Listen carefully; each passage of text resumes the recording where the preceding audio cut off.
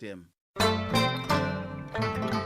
Il est 7h13 à Ségou. Elles ont désormais un goût prononcé pour les boissons alcoolisées. Oui, la gente féminine au Mali ne s'en prive plus. De plus en plus de filles et de femmes dans notre pays s'adonnent à la consommation d'alcool et les prétextes pour cela ne manquent pas.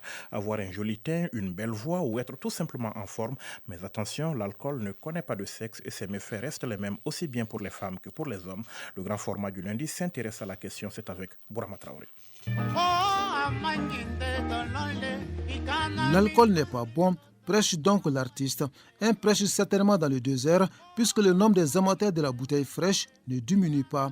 Bien au contraire, la consommation de l'alcool est davantage au féminin. Cette dame qui témoigne sous couvert de l'anonymat en consomme de façon régulière. Je bois de l'alcool, notamment la bière. Ce n'est pas grave qu'une femme prenne de l'alcool. Seulement, il ne faut pas exagérer. À l'image de cette quadragénaire, elles sont nombreuses les filles à élire domicile dans les bars ou autres lieux propices à ce temps de saveur. Ici, si le nombre de bouteilles consommées peut différer, le dénominateur reste commun, celui du plaisir du cœur. Je ne bois pas trop. Comme ça, parce que ça me plaît. J'ai 24 ans.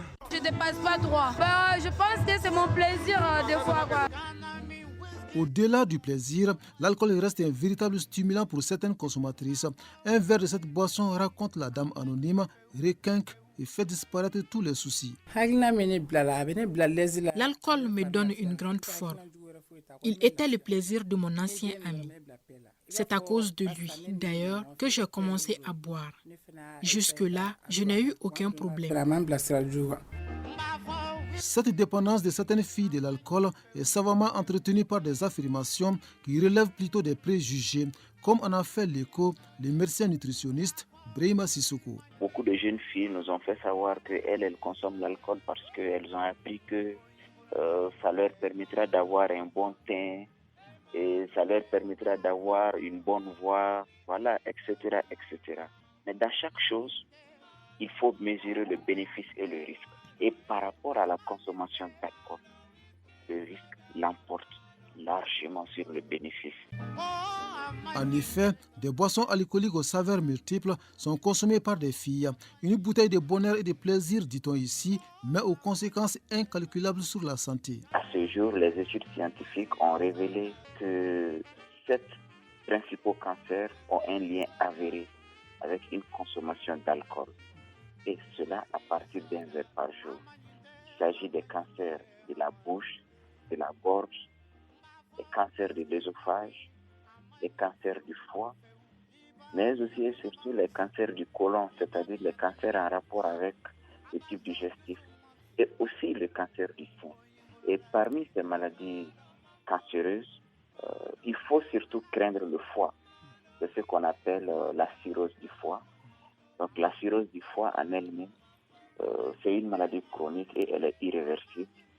Ça va détruire progressivement les cellules du foie et le foie va devenir dur et bosselé. Donc le foie va changer de taille, mais surtout le foie ne va plus fonctionner correctement. La consommation de l'alcool est à l'origine d'autres maladies qui nuisent gravement à la santé de l'individu, comme nous l'explique Dr Brahima Sissoko. La consommation régulière d'alcool va élever la pression artérielle et augmenter le risque d'hypertension artérielle. Également, la consommation excessive d'alcool va favoriser les risques d'hémorragie cérébrale. Il s'agit de saignements au niveau de notre système nerveux cérébro-spinal et également entraîner des troubles du rythme cardiaque. Et à côté de là, l'alcool a aussi un effet négatif sur le cerveau. Une consommation régulière et excessive d'alcool peut être responsable de troubles cognitifs, altération de la mémoire, les capacités de planification vont être réduites. L'alcoolique a toujours un manque d'attention et de prise de décision. Donc ces troubles s'observent notamment chez les personnes souffrant déjà de carences parce que l'alcool va induire en amont certaines carences nutritionnelles. Pour l'instant, cette alcoolique semble être épargnée par des ennuis sanitaires. Convaincue de l'adage selon lequel l'excès de toute chose est nuisible, elle dit en consommer avec modération.